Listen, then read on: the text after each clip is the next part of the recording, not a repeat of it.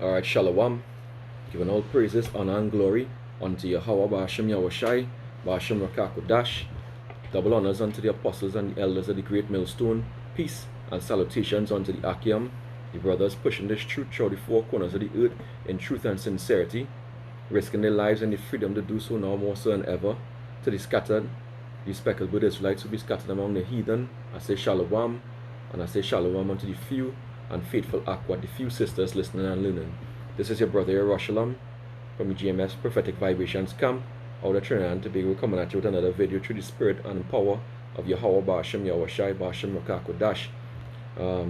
Now this video I'm gonna go into a little history, alright, based on the recent happenings, of the apostles, and people coming up basically and querying and saying, they don't believe that the Northern Kingdom, Israelites, Northern Kingdom, which is the Latinos and the Native Americans, are Israelites.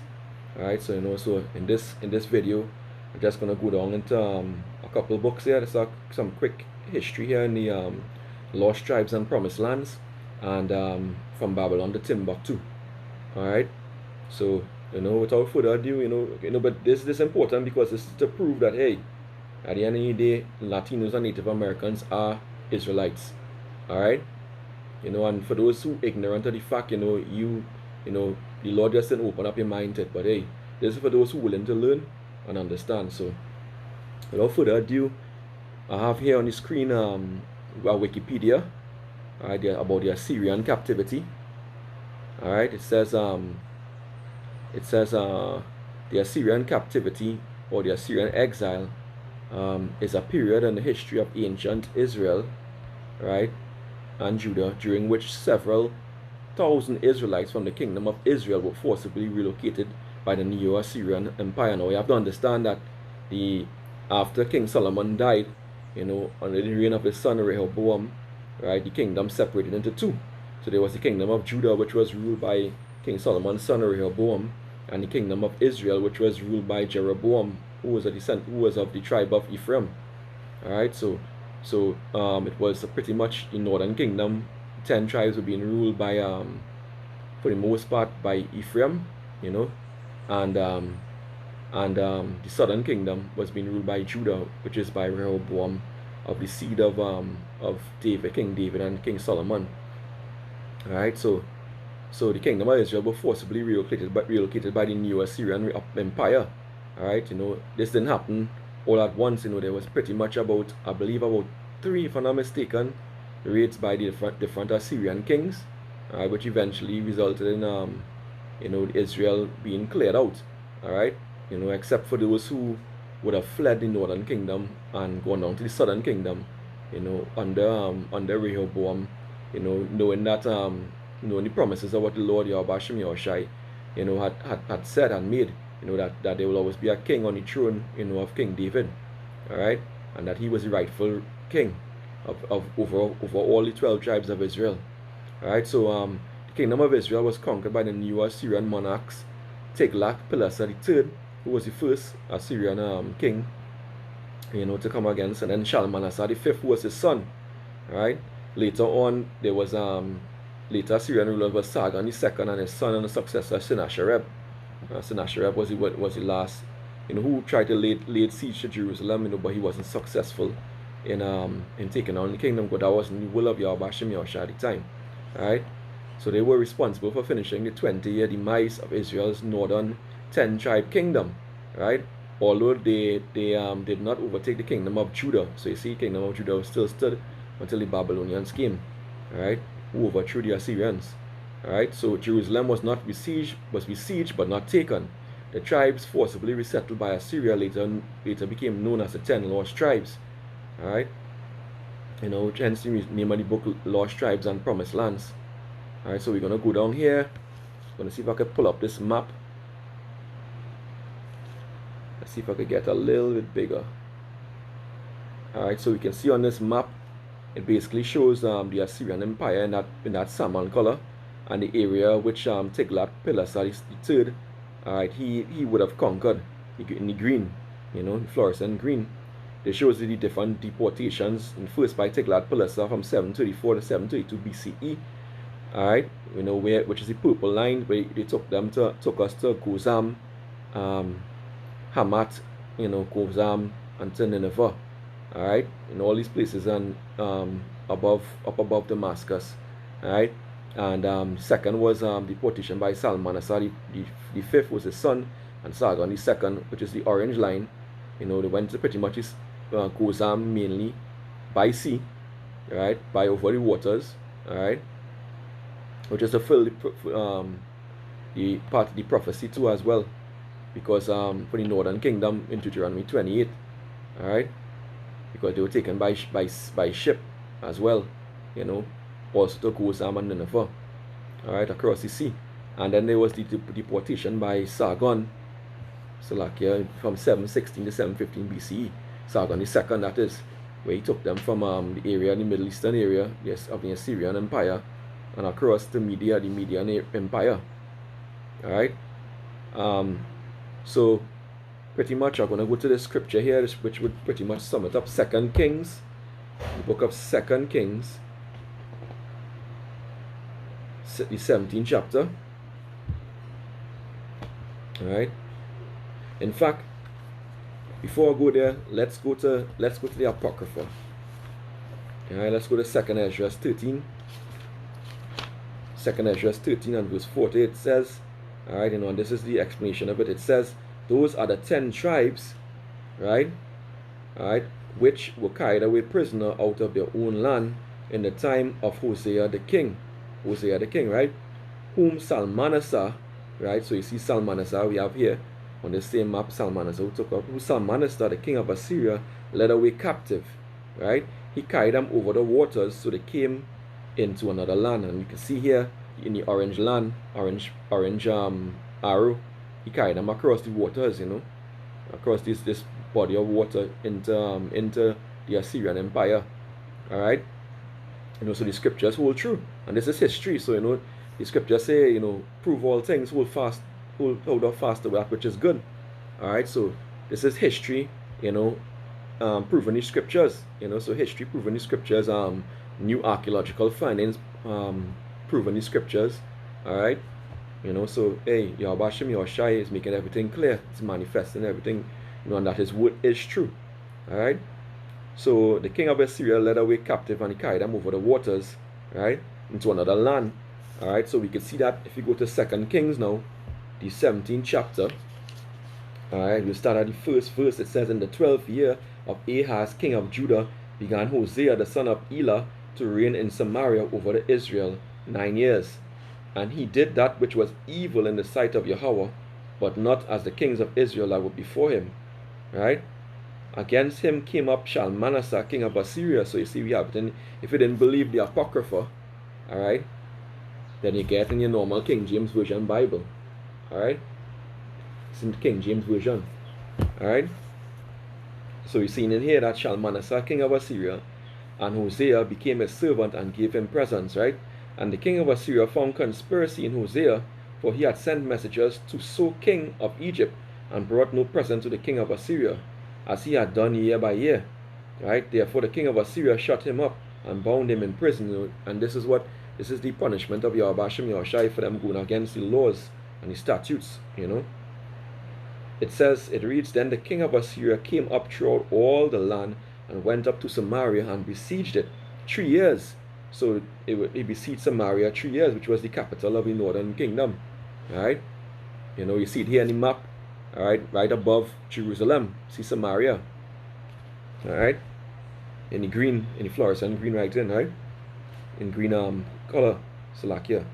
All right, so verse 6 says, in the 9th year of Hosea, the king of Assyria took Samaria and carried Israel away into Assyria. So this is going back, this is matching back to 2 Ezra 13 and 40. It said those are the 10 tribes which were carried away prisoner out of their own land in the time of Hosea the king, whom Salmaneser, king of Assyria, led away captive, and he carried them over the water, so they came into another land. So you see pretty clear here what happened, right?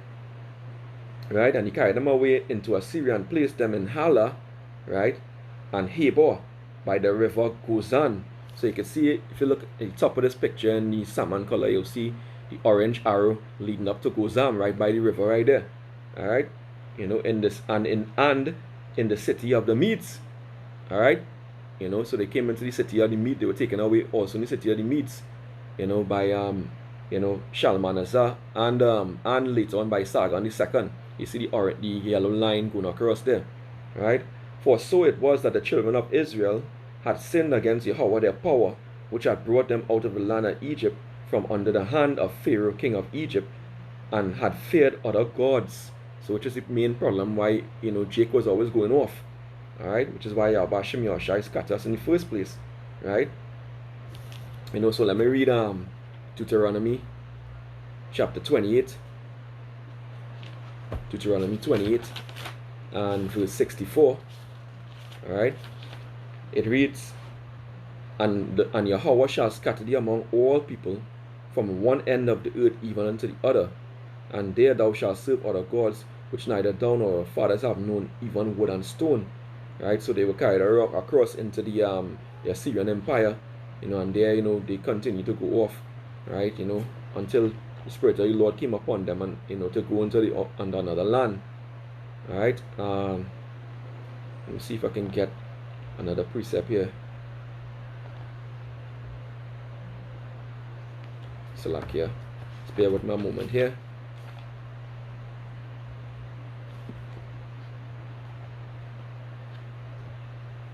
All right.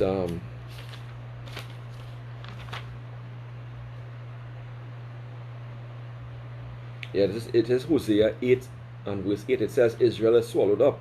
Now shall they be among the Gentiles as a vessel wherein there is no pleasure. So it was prophesied that Israel will be scattered. So it's for those foolish, black only Israelites who be saying that all Israel will look so-called Negro right now, because Israel is a scattered, is a speckled bird unto the Lord, and that's clear. All right, that's clear. Israel is a speckled bird. They're not all Israel gonna look like how Israel originally looked, because the seed was scattered into all lands, and the paternal lineage, the seed lineage would have survived among in being put into heathen women. All right, so Israel looking like everybody on the face of the earth right now. All right, so there pretty much. Let me just go back to 2 Kings and finish off.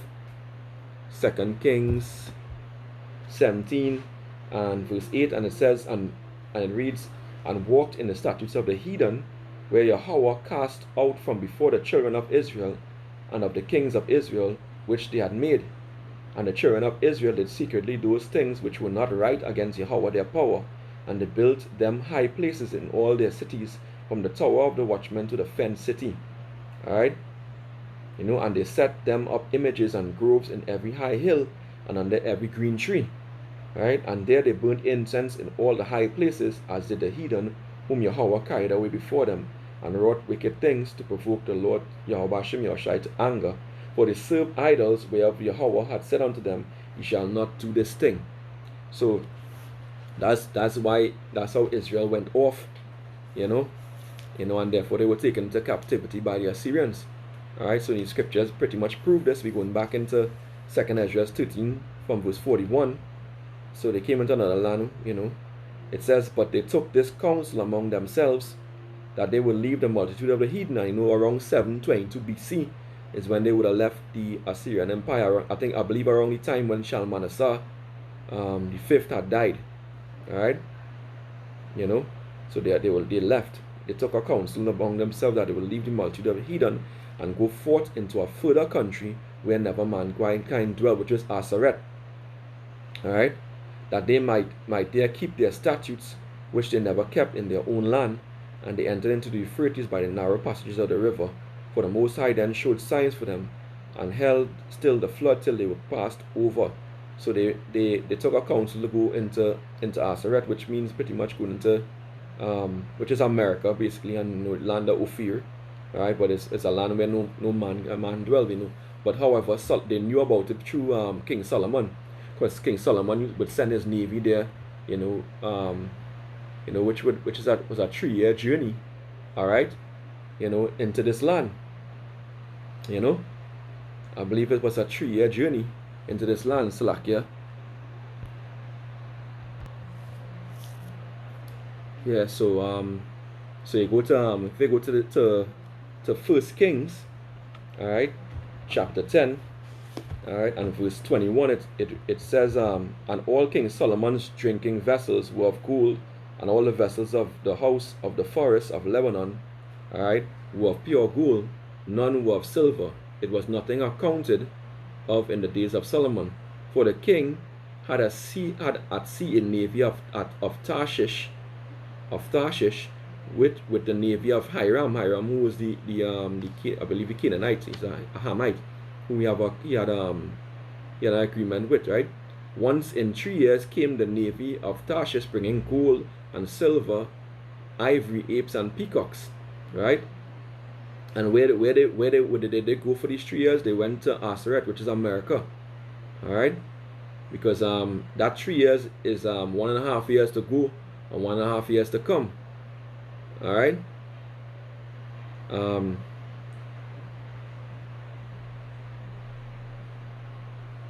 So if we go back here to 2nd Ezra 13, all right, it says 13 and 42. It says that they might dare keep their statutes which they never kept in their own land, and they entered into the Euphrates River by the narrow passages of the river. For the Most High then showed signs for them and held still the flood till they were passed over. So the Lord did miracles. It's like what he did when he parted the Red Sea, right? He calmed the waters, right? For through the country there was a great way to go, namely 1.5 years, right? So that 1.5 years was to go from the Middle Eastern area, from the Euphrates River, you know, all around Africa, right, into South America, where they would have moved up and settled the land, the 10 tribes, right? So that 1.5 years was the journey to go, which is consistent with the 3 years that every 3 years Solomon's navy of Tarshish would bring back gold, silver, ivory, apes, and peacocks, right? So 1.5 years to go and 1.5 years to come, you know.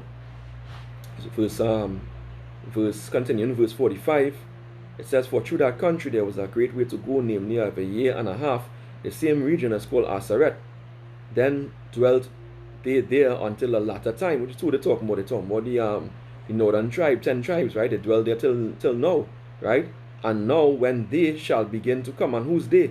They is talking about the Jews, which is Judah, mainly the Jews, Judah, Benjamin, and Levi, who were taken from the west coast of Africa during the transatlantic slave trade, right, and brought across to the Americas, right? But that was the plan of Yahweh Hashem Yahushai, that all Israel would be united. You know, the two sticks coming back together that we read about in Ezekiel 37 chapter.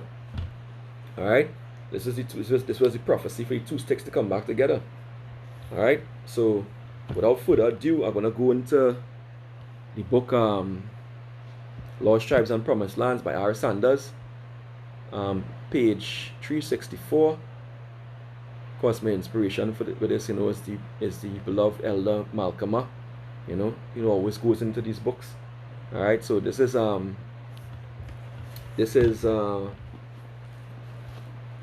Lost Tribes and Promised Lands, page 363.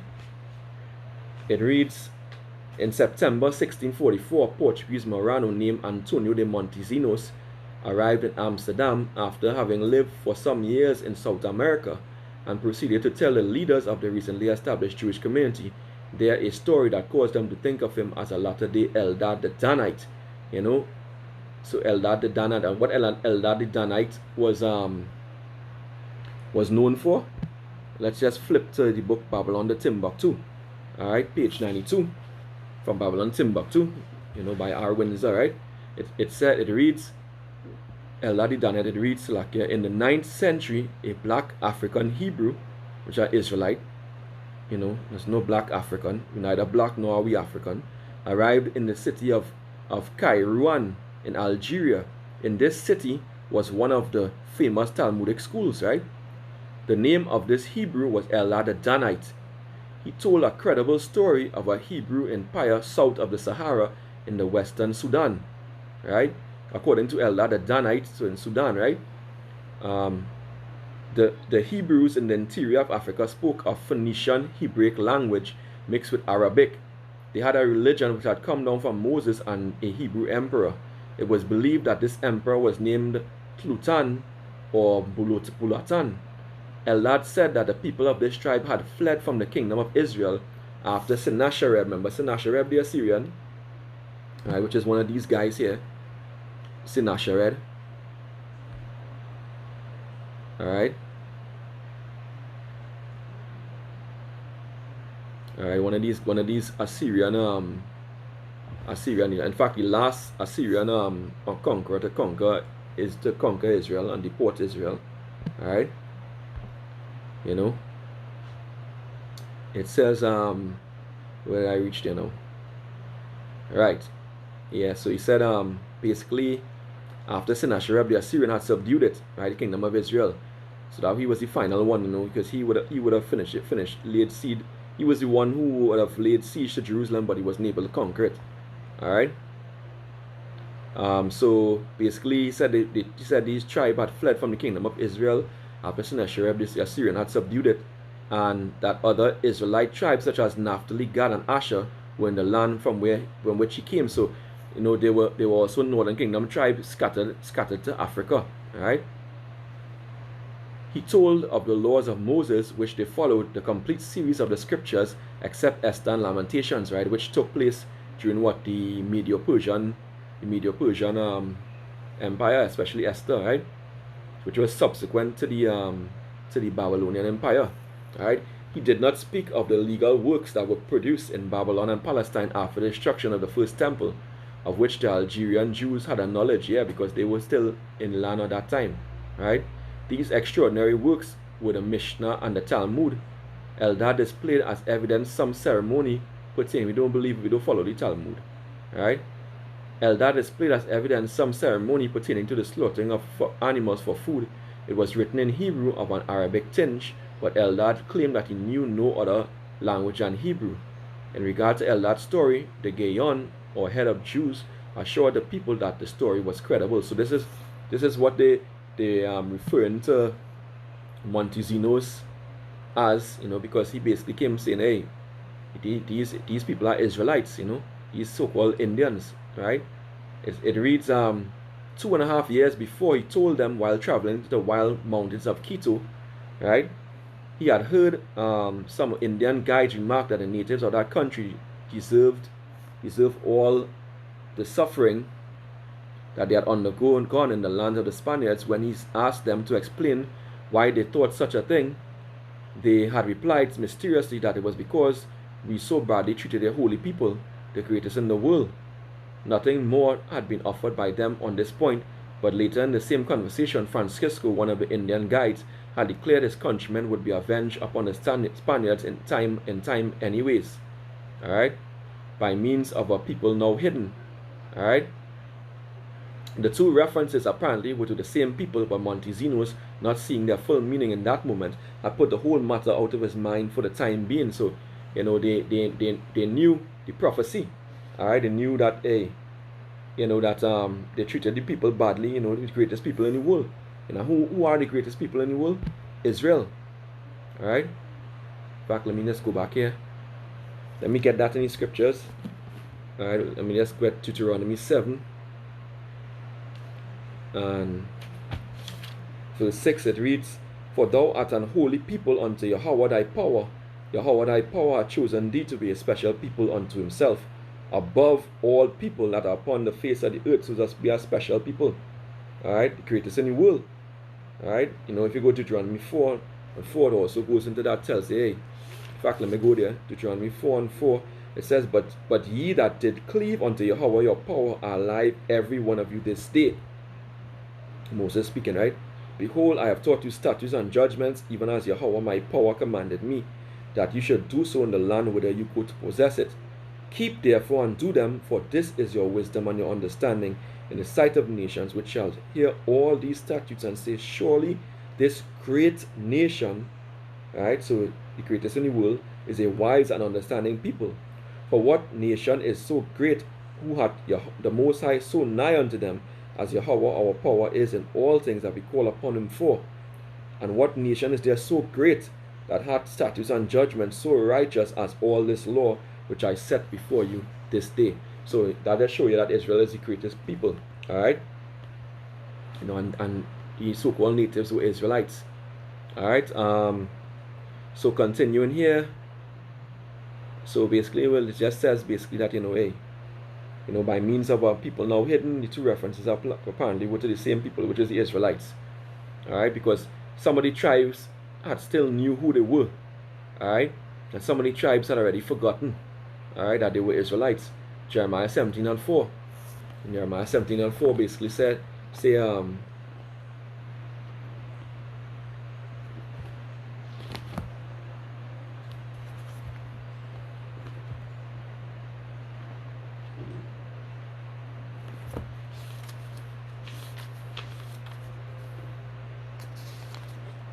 says, and thou even thyself shalt discontinue from thine heritage that I gave thee, and I will cause thee to serve thine enemies in the land which thou knowest not, for you have kindled a fire in my anger which shall burn forever. Forever, that means a long time.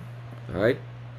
Alright, so basically, we just prove that, hey, the Indians, the so-called natives or Indians, so-called Indians are the Israelites.